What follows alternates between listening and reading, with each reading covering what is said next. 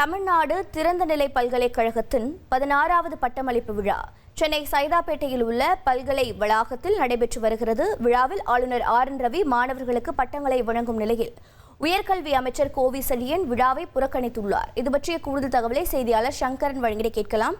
சங்கரன், வணக்கம். உயர்கல்வித்துறை அமைச்சர் கோவி செழியன் இந்த விழாவை புறக்கணித்ததற்கான காரணம் என்ன? அவர் பல்கலைக்கழகத்திற்கு வந்துவிட்டு புறப்பட்டு சென்றாரா, வராமலேயே புறக்கணித்திருக்கிறாரா? வணக்கம். தமிழக ஆளுநர் திரு ஆர் என் ரவி மற்றும் உயர்கல்வித்துறை இடையேயான அந்த பல்வேறு காலங்களில் தொடர்ச்சியாக பல சர்ச்சைகள் ஏற்பட்டு வருகின்றன. உயர்கல்வித்துறையை ஆளுநர் கடுமையாக விமர்சனம் செய்து வருகிறார்.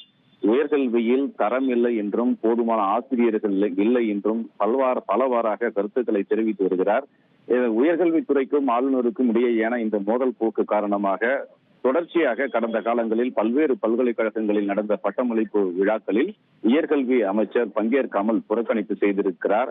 அந்த வரிசையில் தற்போது தமிழ்நாடு திறந்தநிலை பல்கலைக்கழகத்தின் 16வது பட்டமளிப்பு விழாவையும் உயர்கல்வி அமைச்சர் கோவி செழியன் புறக்கணிப்பு செய்திருக்கிறார்.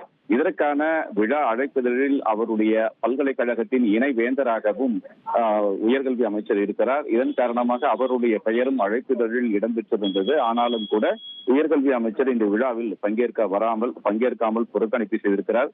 ஏற்கனவே கடந்த காலங்களில் தஞ்சை தமிழ் பல்கலைக்கழகம் உள்ளிட்ட பாரதியார் பல்கலைக்கழகம் உள்ளிட்ட பல்வேறு பல்கலைக்கழகங்களில் நடந்த பட்டமளிப்பு விழாக்களில் அந்தந்த துறை சார்ந்த அமைச்சர்கள் அதனை புறக்கணிப்பு செய்திருக்கிறார்கள். தற்போது அந்த வரிசையில் இந்த பட்டமளிப்பு விழாவையும் அமைச்சர் புறக்கணிப்பு செய்திருக்கிறார். 2-3 தினங்களுக்கு முன்பாக சென்னையில் நடந்த ஒரு கருத்தரங்கில் பேசிய ஆளுநர் தற்போதும் உயர்கல்வித்துறையை கடுமையாக விமர்சனம் செய்திருந்தார். பள்ளி கல்வித்துறையிலும் அதே போன்று உயர்கல்வித்துறையும் சரியாக இல்லை, தரம் இல்லை என்றெல்லாம் விமர்சனம் செய்திருந்த நிலையில் இந்த புறக்கணிப்பு தொடர்ந்து நடைபெறுவது குறிப்பிடத்தக்கது. உங்களுடைய தகவல்களுக்கு நன்றி சங்கரன். ட்ரெண்ட ஃப்ரெண்ட் ஆக்கிக்கோங்க. தந்தி டிவியின் சப்ஸ்கிரைபர்ஸ் அண்ட் ஃபாலோவர்ஸ் குடும்பத்துல நீங்களும் இணையுங்க.